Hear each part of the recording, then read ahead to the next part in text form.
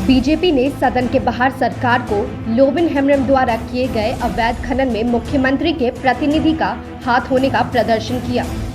BJP विधायकों ने हाथों में तख्तियां लेकर सरकार के खिलाफ नारे लगाए और कहा कि जब तक सरकार इन मुद्दों पर कार्रवाई नहीं करती है तब तक वे सदन के अंदर और बाहर का विरोध जारी रखेंगे। वहीं चाईबासा में 3 जवानों के शहीद होने पर बीजेपी ने कहा कि बजट के ठीक बाद नक्सलियों द्वारा यह सरकार को एक सलामी है और सरकार इस तरह के हमलों को रोकने में कामयाब नहीं हो पा रही। पहले झारखंड मुक्ति मोर्चा के विधायक लोबिन हेम्ब्रम जी ने अपनी सरकार को घेरा, अपने मुख्यमंत्री को कटघरे में खड़ा किया और उन्होंने साफ साफ कहा कि मुख्यमंत्री के प्रतिनिधि पंकज मिश्रा ने झारखंड के साहबगंज जिले में व्यापक पैमाने पर पत्थर की लूट मचाई हुई है। तो ये सवाल बहुत बड़ा सवाल है, इसका जवाब माननीय मुख्यमंत्री जी को सदन के अंदर देना चाहिए कि पूरे झारखंड में जो पत्थर, अवैध कोयला, अवैध बालू की जो ढुलाई हो रही है, जो लूट मची है, उसको संरक्षण देने वाले लोग कौन है। और हम लोग सरकार से जवाब चाहते हैं, हम इसकी अपेक्षा करते हैं कि माननीय मुख्यमंत्री जी सदन के अंदर इसका जवाब देंगे, अन्यथा हम लोग बाध्य होकर इस प्रकार के सरकार को न चलने देने के लिए बाध्य होंगे। जब से सरकार बनी है तब से उग्रवादियों का हौसला बढ़ गया है और उग्रवादी का हौसला सर चढ़कर बोल रहा है। ये सरकार बहुत कमजोर सरकार है, इस सरकार से झारखंड संभलने वाला नहीं है। इसलिए किसी भी समय जितनी जल्दी हो सरकार को जाना व्यापक जनहित में हो। देखिए, हम लोगों का मुद्दा है कि स्थानीय बेरोजगारों को नौकरी मिले। हम लोगों का मुद्दा है कि खनन का जो अवैध खनन हो रहा है, जितने भी बालू का, जितने भी गिट्टी का अवैध खनन हो रहा है, उन सबको रोक हो।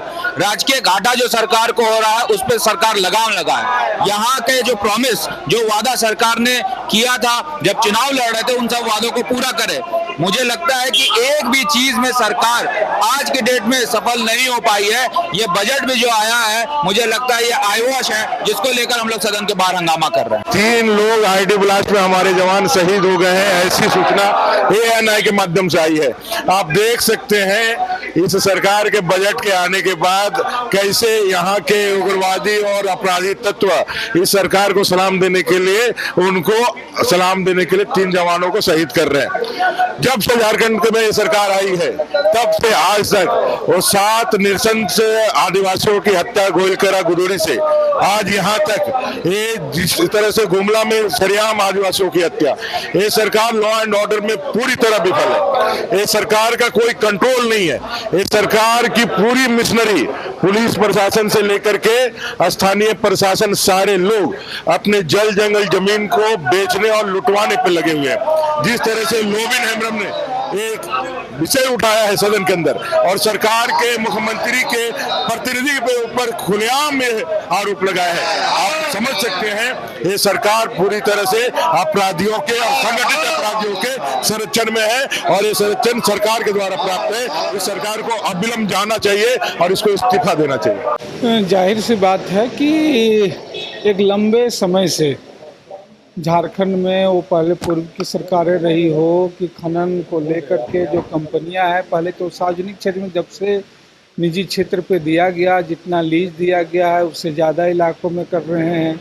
जिन इलाकों का नहीं है वहाँ भी है, उनकी मात्रा की जा रही है। ये लगातार प्रकाश में आते रही हैं और जिस राज्य का राजस्व में ऐसे ही परेशानियाँ हों, पिछले साल लगातार हम इससे जूझते आ रहे हैं।